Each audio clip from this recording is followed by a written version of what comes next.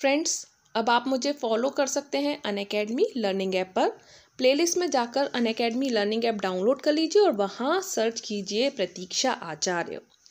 और आप CTET और STET की तैयारी और अच्छे तरीके से, बेहतर तरीके से करना चाहते हैं, पूरा कोर्स CTET का कंप्लीट कोर्स पढ़ना चाहते हैं, तो आप अनअकैडमी के सब्सक्रिप्शन मॉडल को ज्वाइन कर सकते हैं, जहां पर आपको टॉप एजुकेटर्स के द्वारा हिंदी और इंग्लिश में क्लासेस प्रोवाइड करवाई जा रही हैं।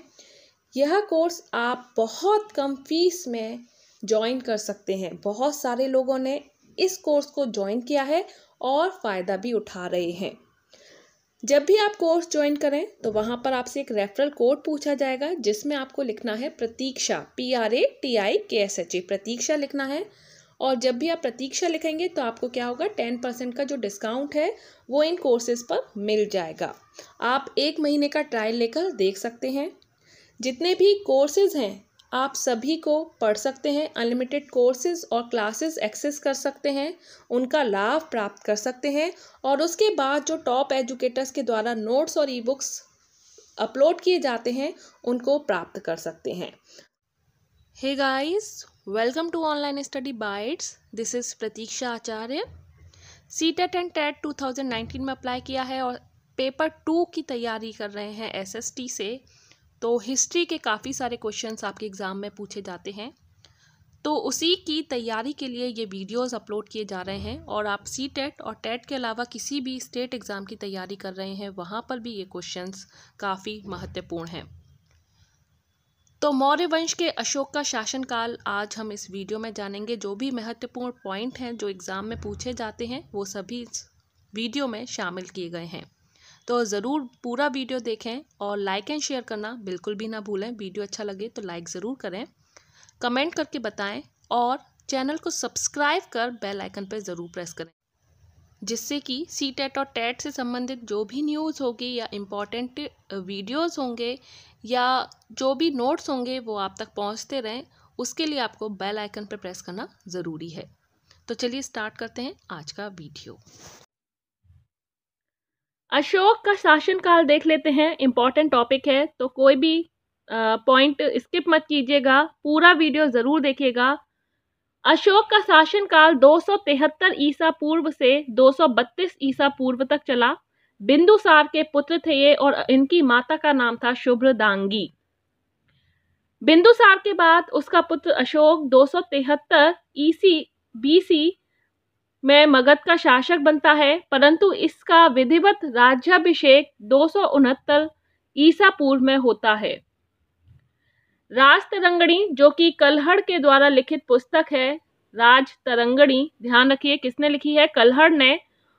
तो राजतरंगिणी के अनुसार अशोक शुरू में शैव धर्म का अनुयायी था, शिवजी की पूजा करता था। बाद में सिंघली अनुश्रुतियों के अनुसार, सिंघली अनुश्रुति हैं दीपवंश और महावंश के अनुसार, निग्रोथ ने अशोक को बौद्ध धर्म में दीक्षित किया। बौद्ध धर्म में निग्रोथ ने दीक्षित किया और बाद में मोगली पुत्र तिस्स के प्रभाव से अशोक पूर्ण तरह से बौद्ध बन गया। तो ये मोगली पुत्र तिस्स वही हैं जिन्होंने अशोक के शासनकाल में जो तीसरी बौद्ध संगति हुई थी उनकी अध्यक्षता की थी। वहीं दिव्य दानम के अनुसार अशोक का बौद्ध धर्म में दीक्षित होना उपगुप्त के द्वारा करवाया गया। तो दिव्य दानम पुस्तक है, उसमें लिखा है कि उपगुप्त ने बौद्ध धर्म में दीक्षित किया अशोक को। और ये जो प्रमाण है कि अशोक ने बाद में बौद्ध धर्म को अपना लिया था, इसका जो प्रमाण है, साक्ष्य है, वो भाब्रू शिलालेख के द्वारा प्राप्त होता है। ये भाब्रू शिलालेख जो है वो राजस्थान में स्थित है। ठीक है, आगे अशोक के धर्म की जो परिभाषा दी गई है वो राहुलोवाद सूत्र से ली गई है और पुराणों में से अशोक वर्धन कहा गया है। पुराणों के अनुसार अशोक का नाम अशोक वर्धन है और दीपवंश पुस्तक में करमोली। जैन अनुश्रुतियों के आधार पर अशोक ने बिंदुसार की इच्छा के विरुद्ध साम्राज्य पर अधिकार कर लिया था और सिंघली अनुश्रुतियों के आधार पर इन्होंने अपने 99 भाइयों की हत्या कर मगध का राज सिंहासन प्राप्त किया।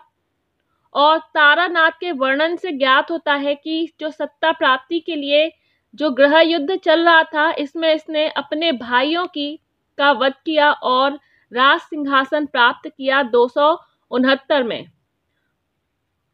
और अपना वास्तविक राज्याभिषेक करवाया। जैसा कि 4 वर्ष बाद उन्होंने अपना वास्तविक राज्याभिषेक करवाया।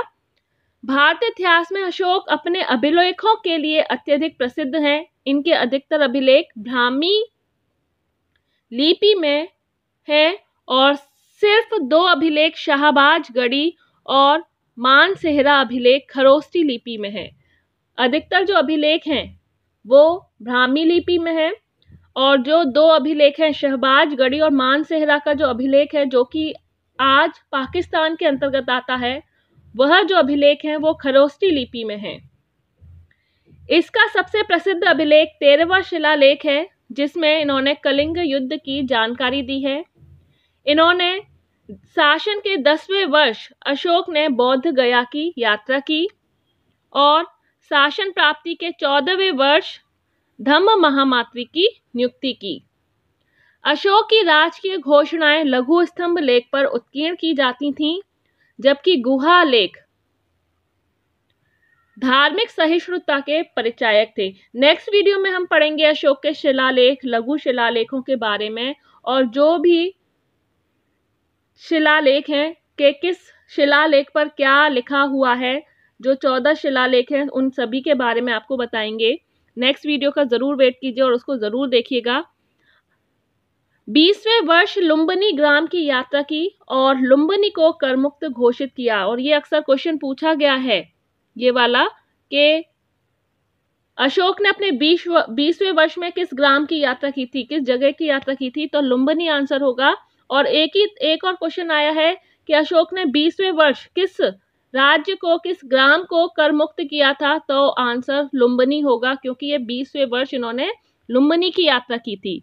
अशोक ने आजीवकों हेतु बराबर की पहाड़ियों में 4 गुफाओं का निर्माण कराया। लोमश ऋषि की गुफा, कारण, चौपार, सुदामा गुफा और विश्व झोंपड़ी, ये 4 गुफाओं का निर्माण अशोक के द्वारा करवाया गया आजीवकों के लिए।